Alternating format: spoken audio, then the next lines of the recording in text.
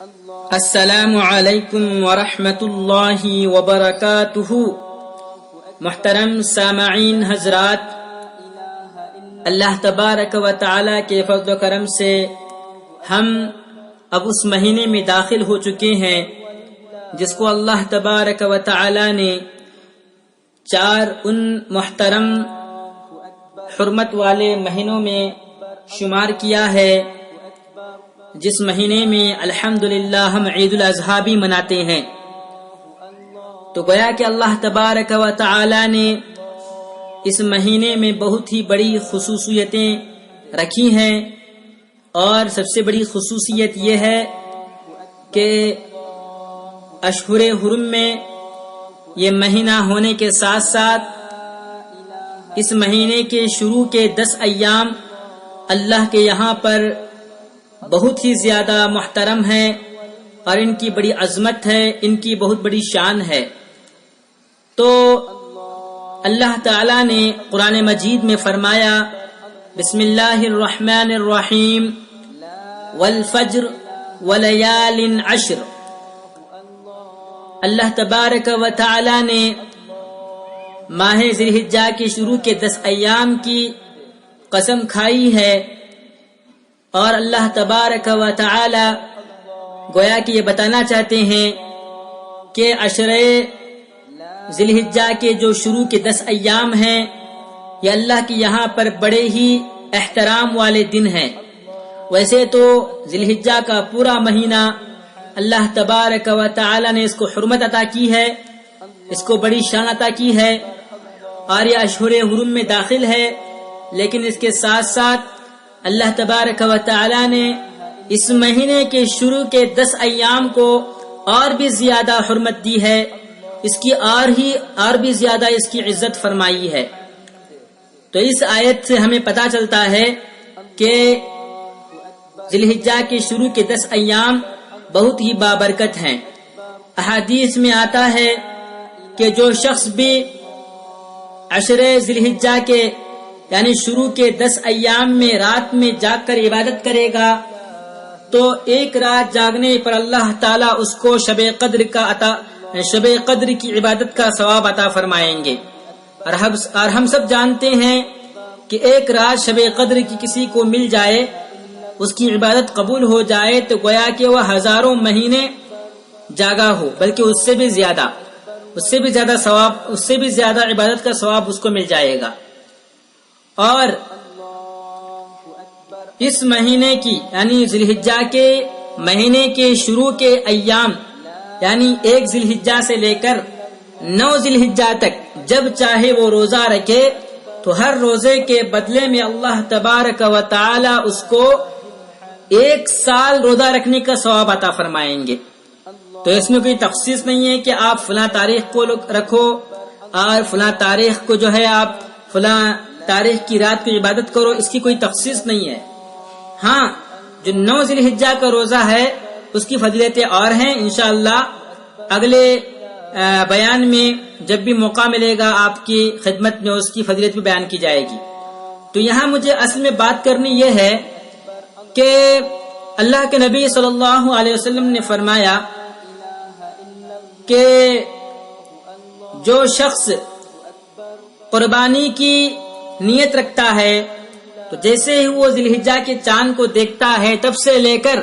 جب تک اس کی طرف سے وہ جانور قربان نہیں کیا جاتا ہے تو اس وقت تک وہ اپنے بال اور ناخن کا نہ نکالے، بال اور ناخن کا نہ کاٹے۔ اور اس سلسلے میں حکمت یہ بتائی ہے امام نووی رحمۃ اللہ علیہ نے کہ قربانی کرنے والا کامل الاعضاء رہے، یعنی اس کے جسم کے ہر حصے باقی رہیں، مکمل رہیں، اور جہنم سے کامل الاعضاء ہی آزاد کیا جائے۔ اگر وہ کسی وجہ سے، کسی برائی کی وجہ سے، کسی گناہ کی وجہ سے وہ دوزخ میں جاتا بھی ہے تو دوزخ سے نکل کر جب جنت میں جانے کا فیصلہ اس کے حق میں ہو جائے تو وہ اس حال میں ہو کہ اس کے جسم کے پورے اعضاء مکمل رہیں۔ تو لہٰذا یہ ایک حکمت بیان کی گئی ہے۔ اب بعض حضرات یہ سمجھتے ہیں، یہ بلکہ ایک جہالت ہے یا ناواقفیت کی علامت ہے کہ وہ یہ کہتے ہیں، یا پرانی سوچ ہے کہ وہ یہ سمجھتے ہیں اور یہ کہتے ہیں کہ جو 9 ذی الحجہ کا روزہ ہے، جو سنت ہے، مستحب ہے، اس روزے کو وہی شخص رکھ سکتا ہے، یا وہی شخص اس روزے کو رکھے جس نے قربانی کرنی ہے، جس کے نام سے قربانی کی جانے والی ہے، وہی شخص یہ روزہ رکھے، بقیہ لوگ نہیں رکھیں گے۔ یہ ان کی جہالت ہے۔ حدیث میں کہیں بھی اس کا ذکر نہیں ملتا ہے، بلکہ حدیث میں باقاعدہ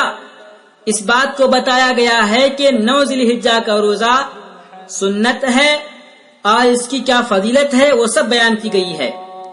جہاں تک یہ بات ہمیں ملتی ہے حدیث میں کہ اللہ کے نبی صلی اللہ علیہ وسلم نے فرمایا کہ جو قربانی کرنا چاہتا ہے وہ اپنے ناخن اور اپنے بال کو اس وقت تک نہیں کاٹے گا جب تک کہ اس کی طرف سے قربانی نہ ہو جائے، لیکن اس کا ذکر کہیں نہیں ملتا ہے کہ جو شخص قربانی کرنے والا ہے وہی شخص جو ہے 9 ذی الحجہ کو روزہ رکھے۔ کسی بھی حدیث میں اس کا تذکرہ نہیں ہے۔ یہ بالکل جو ہے بدعت ہے، ہم اس کو بدعت میں شمار کر سکتے ہیں، اس لیے کہ دین میں کسی ایسی چیز کو داخل کرنا جو دین کا حصہ نہیں ہے وہ بدعت کہلاتی ہے۔ اور بدعت کے بارے میں نے پہلے ہی بتایا ہے کہ بدعت گمراہی ہے، اور گمراہی انسان کو دوزخ کی گہرائی میں لے جا کر پھینکنے والی ہے۔ ہم لوگوں کو یہ کرنا ہے کہ ہمیں جو بھی کام ہم کر رہے ہیں ہمیں دیکھنا ہے کہ کیا اس کا ثبوت ہمیں قرآن و حدیث سے مل رہا ہے،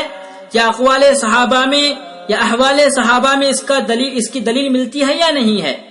تو لہذا شریعت کو اپنی طرف سے کسی چیز میں داخل کرنے کو شریعت نہیں کہتے ہیں، بلکہ شریعت اس چیز کا نام ہے، اس عمل کا نام ہے جس کو اللہ نے بتایا، اللہ کے نبی نے بتایا، یا پھر صحابہ نے کر کے دکھایا ہو، یا اقوال صحابہ میں نہیں تو کم سے کم احوال صحابہ میں بات ملتی ہو۔ تو لہٰذا یہ چیزیں جو ہے ہم اس بات میں غور کرنا چاہیے۔ میں تمام حضرات سے گزارش کرتا ہوں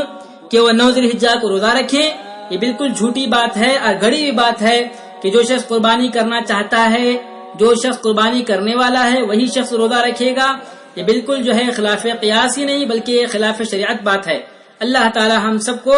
کہنے سننے سے زیادہ عمل کرنے کی توفیق عطا فرمائے۔ اللہ تعالی ہم سب کو بدعات سے، خرافات سے محفوظ رکھے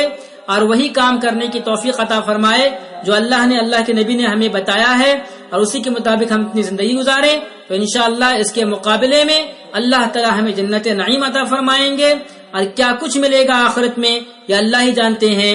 اللہ تعالی مجھے بھی اور آپ کو بھی اعمال خیر کرنے والا بنائے، آمین۔ السلام علیکم ورحمۃ اللہ وبرکاتہ۔